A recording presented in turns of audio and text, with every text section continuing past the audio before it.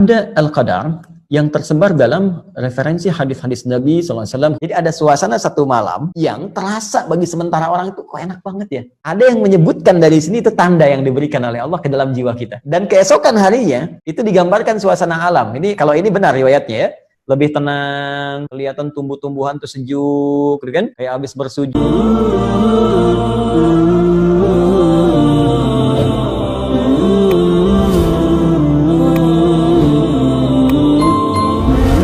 Berhubungan dengan Lailatul Qadar, Ustaz. Berapa banyak? Ada 3 kayaknya sih.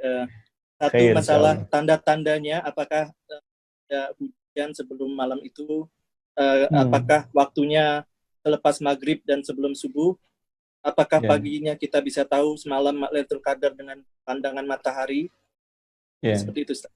Oh, ada satu lagi, Ustaz, masalah Lailatul Qadar ini, yaitu apakah malam Lailatul Qadar ini dinamakan qadar karena bisa mengubah takdir seseorang, yaitu seperti kata Nabi, doa seseorang bisa mengubah takdir, panjang umurnya, kesehatan badannya, dan seterusnya.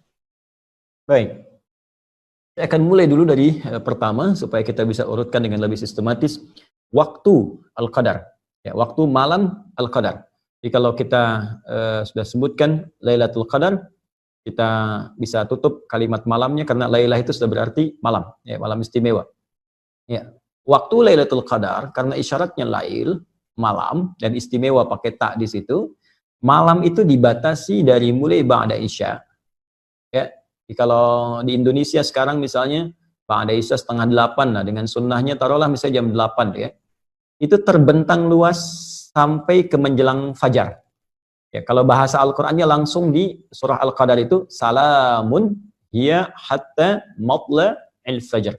Lihat ujung ayatnya. Hiya itu menunjuk ke Lailah, ya, dhamirnya muannats. Hiya, ya, malam Al-Qadar itu hatta terbentang luas, matla'il fajr sampai menjelang fajar.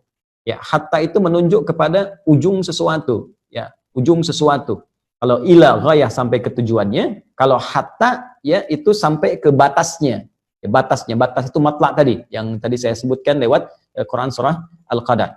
Kalau saya katakan begini misalnya, ana sausafir min Jakarta ila Eropa hatta Amerika. Saya akan pergi nih ya dari Jakarta ke Eropa sampai ke Amerika. Ya, artinya kan batasnya di Amerika kan? Ya, kalau saya katakan ila misalnya, ila itu sampai ke tempatnya, ke tujuannya. Ya, misalnya ke New York misalnya kan, sampai ke New Yorknya itu menggunakan ila, pas tempatnya. Tapi kalau kita gunakan hatta sampai di batasnya. Nah, apa batas dari fajar itu, matla'il fajar, itu ada yang menyebutkan sahar, waktu singkat menjelang fajar. Ya, sekitar 15 sampai 25 menitan lah sebelum fajar. Jadi kalau di Indonesia fajarnya sekarang jam 4 misalnya lewat 33, ya maka kurang lebih jam 4.15 lah ya. 4.15 itu sudah sahar. Ya, sahar. Jamaknya disebut ashar. Ya, ashar ini disebut oleh Al-Quran sebagai waktu terbaik untuk istighfar. Ya, itu ada di Quran surah ke-51 ayat ke-18. Ya, wabil ashari hum yastaghfirun. Ada orang-orang yang mereka itu biasa istighfar di waktu sahar. Nah, orang yang biasa istighfar, minta ampunan kepada Allah di waktu sahar, itu nanti akan dikumpulkan dengan 4 golongan utama yang disebutkan di Quran surah Ali Imran, surah ketiga, ayat ke-17. Ya, paling kiri sebelah atas di mushaf. As-sabirina was-sadiqina wal-qanitina wal-munfiqina wal-mustaghfirina bil ashar. Ya, as-sabirina orang-orang sabar, as-sadiqina orang-orang jujur, wal-munfiqina dan orang-orang yang sering infak. Ya, wal-qanitin sebelumnya orang-orang yang khusyuk dalam salat itu akan sesurga dengan orang-orang yang sering istighfar di waktu sahar. Jadi ada yang membatasi matla itu awal mula akan muncul fajar, jadi berakhirnya waktu sahar. Sahar 15 menit, 20 menit sebelum waktu tibanya fajar. Ya, kemudian dibentangkan ke belakang, lail, dari ba'da isya. Jadi sebetulnya luas. Ya, dari jam 8 ke atas lah, sampai terus kalau waktu Indonesia 4/4. Itu luas. Tapi kalau Anda ingin mengambil esensi yang paling bagus, saat-saat mustajab, itu memang tengah malam. Ya, di atas jam 2, kan? Ada jam 1, jam 2, jam 3, itu yang mustajab. Itu yang disebutkan di hadis Nabi, qudsi hadisnya. Dan golongan pertama yang menerima dari Nabi itu 30 orang, sahabat utama. Hampir semua sahabat utama, Abu Bakar As-Siddiq, Umar bin Khattab, Utsman bin Affan, Ali bin Abi Thalib, radhiyallahu alaihim jami'an, itu meriwayatkan hadis ini. Ya, sampai-sampai ada kalimat yang sangat indah gitu. Allah menyampaikan kepada hamba-hambanya, siapa yang meminta, aku akan kabulkan. Ya, siapa memohon, aku berikan. Wa man istaghfara li ghafartu lah. Siapa yang minta ampun, aku ampuni. Itu yang dikejar. Karena itu Nabi SAW, para sahabat, radhiyallahu alaihim, orang-orang soleh zaman-zaman dulu sampai ke sekarang, itu menghidupkan malamnya, khususnya untuk mengejar puncak-puncaknya. Ya, di puncaknya lagi dikejar. Jadi dari ba'da Isya itu, mereka terus baca Quran, ada yang sholat, nggak berhenti tuh rata-rata. Ada sebagian orang-orang, termasuk di masa sekarang, ya kita pada umumnya, itu mengejar puncaknya saja. Di umumnya kan ba'da Isya, tarawih, istirahat kan, bangun lagi malamnya. Ya orang dulu itu banyak istirahat di siangnya. Sehingga malamnya bisa hidup sampai dengan ke ujungnya. Jadi kalau kita katakan kembali ke Al-Quran, ditanya, Ustadz, kapan waktu Al-Qadar itu, malam Al-Qadar tepatnya, kembalikan pada keterangan Al-Quran, terbentang dari malam itu, ya ma ba'dal Isya, dari setelah Isya itu sampai ke menjelang fajar. Jadi kalau Anda ingin mendapat kesempatan luas, dapat malam Al-Qadar, cara paling gampang adalah jangan tinggalkan malamnya. Ya, khususnya di 10 malam terakhir itu, usahakan tuh ada yang bangun aja. Ya, entah itu jam 10-nya, jam 12-nya, entah jam 1-nya, jam 2-nya, di sela-sela itu Anda usahakan ibadah. Ya, khususnya di ujung-ujung akhir itu. Dari fase jam 2 ke jam 3 ke jam 4 sesuai dengan waktu subuhnya masing-masing. Di dalam 10 malam terakhir usahakan di setiap waktu ini Anda bangun, Anda ibadah di situ walaupun mungkin hanya 5 menit saja, 10 menit saja. Ya, sebagai harapan mendapatkan satu di malam itu. Bahkan ada rumus dari ulama yang lebih dahsyat lagi. Kalau memang sama sekali ya kita nggak ingin ketinggalan dapat malam Al-Qadar, ingin dapat waktu itu, maka gampangnya setiap malam Ramadan dari awal pertama sampai terakhir jangan ketinggalan. Karena malam terakhir 10 terakhir itu kan peluang besar. Tapi boleh jadi dia datang di awal Ramadan, pertengahan atau akhirnya. Karena itu bagi kita yang menyiapkan malam-malam terakhir, cara paling gampang kalau ingin dapat jangan tinggalkan setiap malamnya, batas akhirnya setidaknya menjelang fajar bisa 10 sampai 25 menit sebelum fajar. Ini waktunya ya, terkait dengan ya Ustaz, apakah tanda malam Al-Qadar bisa diamati gitu kan? Yes. Baik. Tanda Al-Qadar yang tersebar dalam referensi hadis-hadis Nabi SAW, khususnya di hadis Muslim, itu tidak memberikan tanda di awal, tapi lebih kepada tanda di akhir. Ya, tanda di awal yang saya maksudkan waktu menjelangnya, itu nggak ada yang spesifik. Nabi pernah bermimpi, sallallahu alaihi wasallam, ya, bermimpi ditampakkan oleh Allah malam Al-Qadar.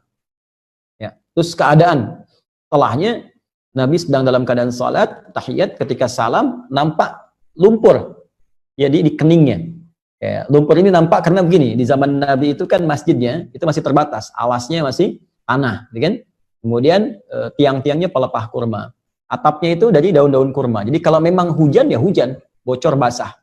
Nah, jadi ketika hujan itu basah, pasti orang sholat itu ini kotor, ya bagian atasnya kotor. Gitu. Kalau panas ya panas. Ada sebagian sahabat yang sampai menghamparkan kayak sapu tangan untuk bisa menahan panasnya saat sujud. Anda bisa bayangkan dalam kondisi seperti itu masih semangat menunaikan sholat. Ya, ini dalil kebolehan perempuan pakai mukena, walaupun ada sedikit ya yang menghalangi dengan keningnya. Ini bukan penghalang sebetulnya, yang mukena itu. Ya, ini disampaikan dalam satu riwayat tadi yang sahabat menghamparkan semacam sapu tangan untuk bisa menjembatani dengan tanah. Ini diambil oleh para ulama kebolehan mukena, ya, walaupun akan lebih bagus kalau dibuka sehingga ini bisa nempel, tapi kalau tertutup tidak sengaja karena batas yang kecil, tidak ada masalah, termasuk kebolehan dalil menggunakan sajadah. Nah, poinnya ketika Nabi SAW bangun, itu oleh Allah dibuat gaib, dibuat lupa. Ya, waktunya kapan? Malam keberapakah? Apakah pertama, kedua, terakhir? Oleh Allah Subhanahu wa taala dibuat lupa. Tapi tanda itu masih nampak. Saya kata Nabi SAW itu tampak di kening saya itu ada lumpur. Nah, yang paling menarik, ketika ada satu waktu keesokan harinya, ya itu Nabi SAW sholat dengan sahabat subuh-subuh, begitu salam teman-teman, assalamualaikum warahmatullahi wabarakatuh, dan salam terlihatlah di kening Nabi itu ada lumpur. Maka sahabat baru menyadari, Allah tadi malam Al-Qadar. Ya, tadi malam Al-Qadar, tadi malam Lailatul Qadar gitu kan. Nah, dari sini ada yang sebagian mengambil ya kesimpulan bahwa oh itu ditandai dengan hujan sebelumnya, ya kan? Tandai dengan apa? Tapi sesungguhnya nggak ada narasi seperti itu. Ya, narasi-narasi yang disampaikan tanda kebanyakan setelahnya. Ya, bisa ada hujan, bisa cuaca cerah, bisa jadi. Karena mungkin peristiwa spesifik pada zaman Nabi saja, pada saat itu, keadaannya mungkin hujan. Ya, boleh jadi di masa-masa yang berbeda, mungkin tidak hujan. Ya, mungkin keadaannya nyaman, tenang. Nah, hanya ada digambarkan bahwa malam Paskah itu, oleh Al-Quran disebutkan kalimatnya salam. Salam, tenang, damai. Nah, ini, jadi ada feel ya yang diberikan ke dalam perasaan kita. Jadi kata Allah tuh, feeling kita di hati tuh malam ini kok beda ya. Salamun. Lihat di surah Al-Qadar di ujung ayatnya. Salamun hiya hatta matla il fajr. Salamun. Malam itu begitu tenang, damai. Jadi ada suasana satu malam yang terasa bagi sementara orang itu kok enak banget ya. Ibadahnya enak, nyaman, berdoa tuh kayak khusyuk gitu. Nah, itu ada yang menyebutkan dari sini itu tanda yang diberikan oleh Allah ke dalam jiwa kita. Ya. Baik, dan keesokan harinya itu digambarkan suasana alam. Ini kalau ini benar riwayatnya ya, lebih tenang, kemudian nggak terlalu mendung, nggak terlalu terang, kelihatan tumbuh-tumbuhan tuh sejuk, gitu kan? Kayak habis bersujud, kayak habis wah tenang kan. Kenapa digambarkan begitu tenang?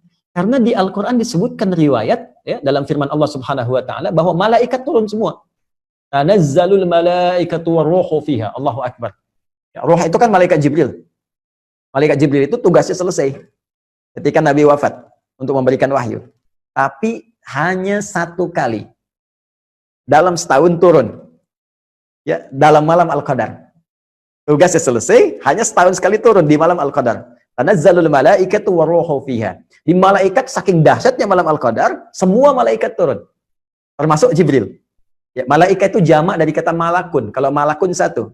Ya, mahadza basyara. Ya, in hadza illa malakun karim. Kata orang-orang sosialita yang kumpul di masa Nabi Yusuf, yang ini sih bukan manusia, ini malaikat yang nyamar jadi manusia. Satu orang malakun. Kalau banyak itu malaikat. Jadi saking padatnya bumi, itu malaikat turun. Saya punya bejana nih, ini kan kalau ini pot ya. Kalau ini saya kosongkan, teman-teman. Saya isi 1-2 kelereng. Saya goyang-goyang gini bunyi kan? Kan? Tapi kalau saya isi penuh kelerengnya. Semua sini. Saya goyang-goyang ini diam kan? Nggak ada suara. Nah, ini yang diisyaratkan oleh para ulama, saking turunnya banyak malaikat, padat keadaan bumi, sampai-sampai keadaan alam tuh begitu tenang.